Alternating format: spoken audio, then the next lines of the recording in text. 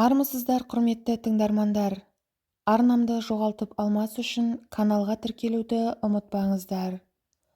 Алдағы уақытта сіздерге терең мағыналы, әсерлі әңгімелермен бөлісетін боламын. Мен жуырда үйде тұрған ескі Мерседес көлігін ауылдың сыртына алып шықтым да үстіне бензин құйып өртеп жібердім. Ауыл іші у-шу. Жүріп тұрған машинаны өртеп жібергені несі деп көрші-қолаң таңданысты. Атам болса, бұның дұрыс болды балам. Бізге құт болмаған сол темірдің үйімізден аулақ кеткені дұрыс деді. Осыдан 5 жыл бұрын әкем үйдегі 5-6 жылқыны базарға шығарып сатып, бір аптадан соң жүріп тұрған Мерседес көлігін алып келді. Өмір-бақи колхоздың басшылық қызметінде болған соң, Волгаға тақымы үйреніп қалған адам емес пе?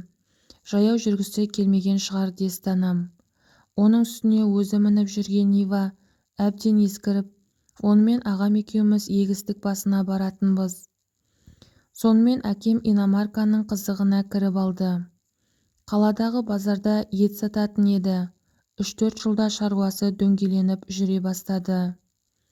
Анам екеуі қайын жұртына да барады. Аудандағы күллі туысқан атаулыны адақтап шығады. Сөйтсек жарықтық бой жазуы екен ғой. Көктемнің аяғында әкем кешке қаладан келе жатып машинасы жолдан шығып кетіп, авария болды. Жол үстінде келе жатқан атарбаны айналып өте бере, кішкентай баланың құлдыраңдап жолға жүгіріп келе жатқанын байқайды да, машинаны жолдың шетіндегі ағашқа қарай бұрып жіберген.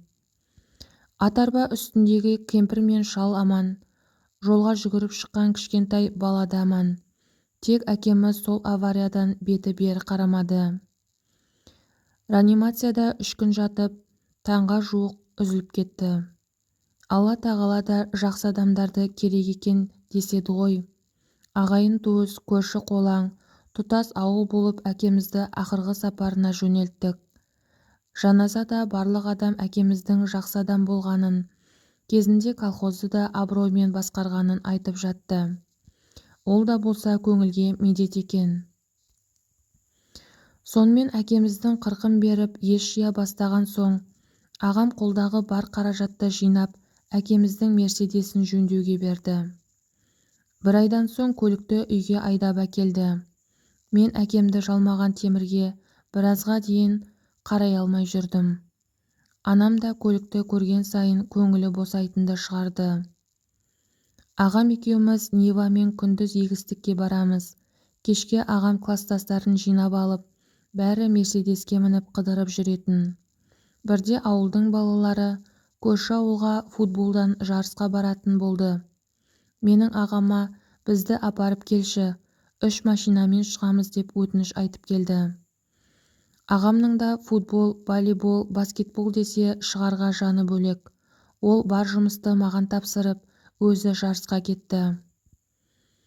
Бидайдың соңғы суын ұстап, кешке үйге шаршап келе жатып аңғардым. Біздің есік алдында қарақұрым халық. Жүрегім зу ете қалды. Тағы не болып қалды екен, тыныштық болса болар еді. Мен есік алдына кеп тоқтағанда аула ішінде сапырылысқан халық, бәрі жылап жүр. Мені көрген анам талып қалды. Сонда барып аңғардым, ағама бірдеңе болған.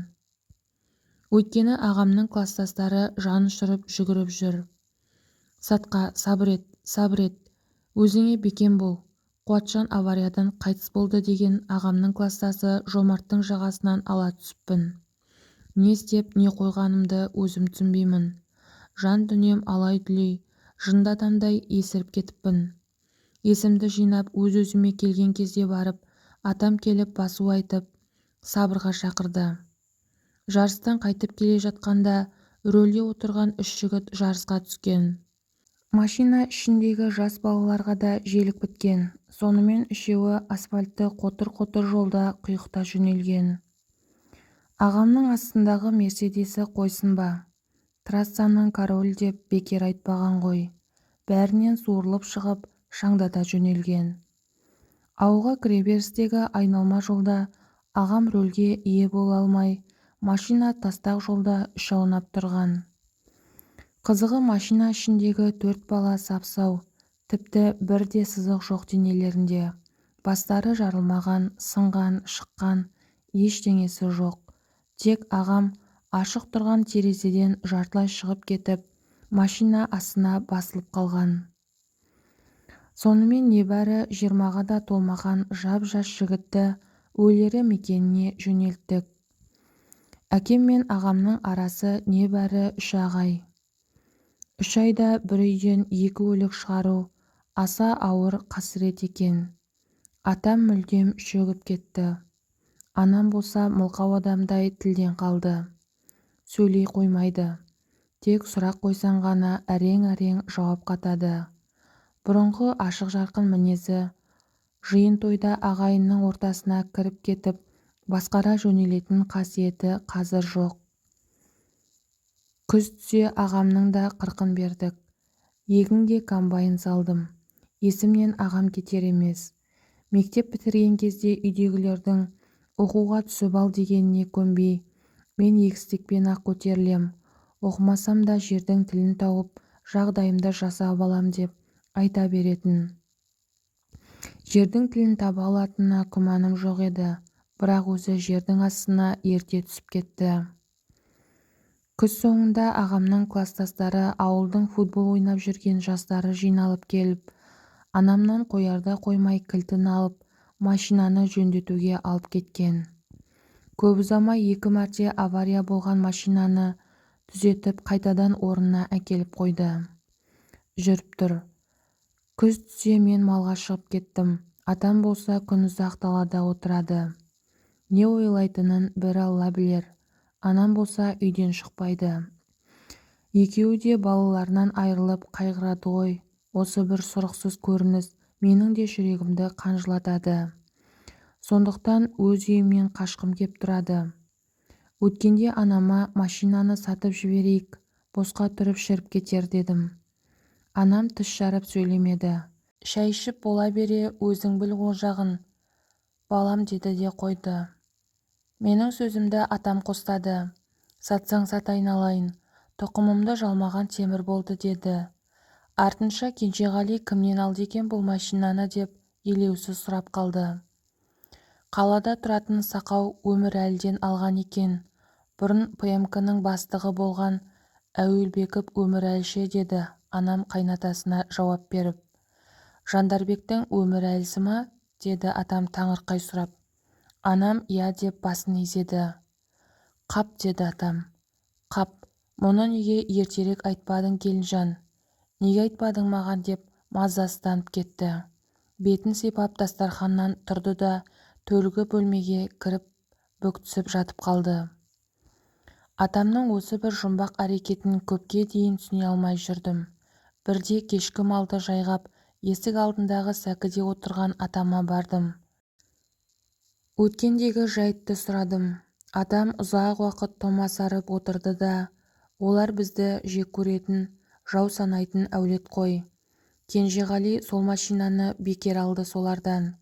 Мен білсем, олар бізге жақсылық ойламайды деп, мен мүлде естімеген әңгіменің шетін шығарды.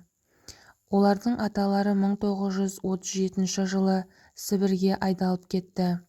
Сталинге қарсы болған ба, әйтеуір бір себеппен итжеккен айдалды. Сол кезде менің әкемнің бір тамыры болған екен. Өзі қып-қызыл коммунист болған. Ашаршылық жылдары арқа жақтан ауып келген қазақ болса керек. Сол танысы біздің үйде тұрыпты. Жүйеге қарсы адамдарды Сібір айдап жатқан кезде әлгі әкемнің танысы да білек сыбанып кірісіпті. Ауылдағы өзіне ұнамай жүрген, өзін кемсітіп, сырттан келген деп шеттетіп жүрген 4 адамның үстінен арыз жазып айдатып жіберіпті. Жаңағы Өмірәлінің атасы Әуелбектер бертінге дейін сол оқиғаны қопсытып, оған менің әкемді кінәлі қылып шығаратын. 4 азаматты итжеккенге айдағаннан кейін әкемнің танысы бір түннің ішінде ауылдан кетіп қалыпты. Содан оны қайтып көрген ешкім жоқ, бірақ әлгі 4 азаматтың артында қалған бала-шағасы біздің әкейді қарғап өтті. Кінәлі біздің әкей болып қалды. 1000 жерден ақталғанмен оны түсіне қойған олар болған жоқ.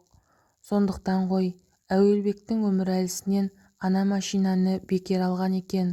Солардың қарғысындай болып балам мен немеремді жалмады ғой. Оларды алғанша неге мені алмайсың құдайым деп атам иегі кемсеңдеп иығы селкілдей бастады. Осы оқиғаны естіген соң мен әкем мен ағамның өлімі нақ осы темірден келгеніне сене бастадым. Басқа ештеңесі де жоқ. Машинаны сатқан адамдар оны оқытып тастады, яки жаман ниетпен сатқан. Әйтеуір шын көңілдерінен бермегені анық. Осыдан кейін мен машинаны сатсам деген ойдан айнып қалдым. Бәлкім бойында жыны бар темір келесі қожайынына да құт болмас. Тағы да авария болып, біреудің шаңырағы шайқалғанша өзім құртайын бұл пәлені деп, ауыл шетіндегі қоқыс алаңына машинаны айдап апардым да үстіне бензин шашып от қоя салдым. Машина шамамен 3 сағаттай бықсып жанды. Сол сұм темір үйден кеткелі атамның қабағы ашылып, анам да еңсесін көтеріп қалды. Атам, енді сен тезірек үйленіп, маған немере сыйла. Немеремді бір иіскеп өліп кетсем, арманым жоқ деп жүр.